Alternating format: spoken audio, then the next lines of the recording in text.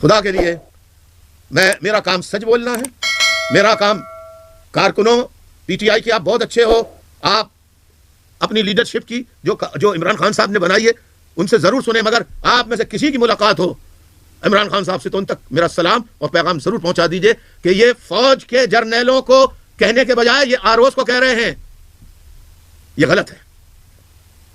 یہ ROs civil servant ہوتے ہیں, فوجی نہیں ہوتے. یہ دھاندلی فوج کے جرنیلوں نے کرائی ہے. کھل کے بولو, تم عمران خان کے سپاہی ہو تو عمران خان کی طرح بہادر بنو, ان کے ساتھ بے وفائی نہیں کرو, قوم کو گمراہ نہیں کرو. میں آخر میں پی ٹی آئی والے برا مانتے ہیں, رہنما تو مانے, مجھے پی ٹی آئی کے کارکنوں اور عمران خان صاحب سے مطلب ہے کہ وہ باہر آئے, ان کو اللہ زندگی دے, وہ باہر آئے اور آ کر پھر دوبارہ سے قوم کو آزادی دلائیں. میں ان کا ساتھ دوں گا, میں عمران خان کا ساتھ دوں گا بغیر کسی پائی پیسے.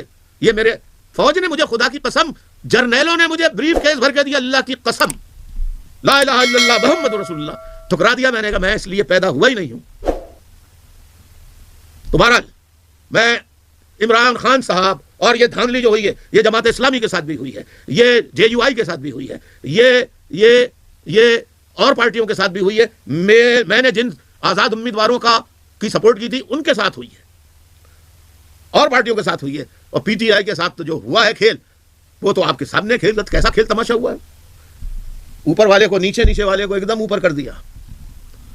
تو خدا را پاکستان کے جی ڈی اے کے ساتھ دھاندلی ہوئی ہے. جی ڈی اے والے احتجاج کر رہے ہیں, پیر پگارا اور جی ڈی اے والے احتجاج کر رہے ہیں.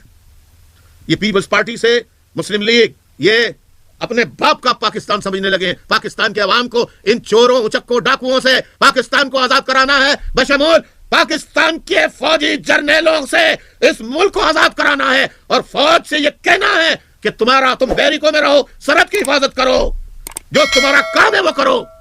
ملک چلانا تمہارا کام نہیں ہے, معیشت چلانا تمہارا کام نہیں ہے. جو کام تمہارا ہے وہ کام تم کرو.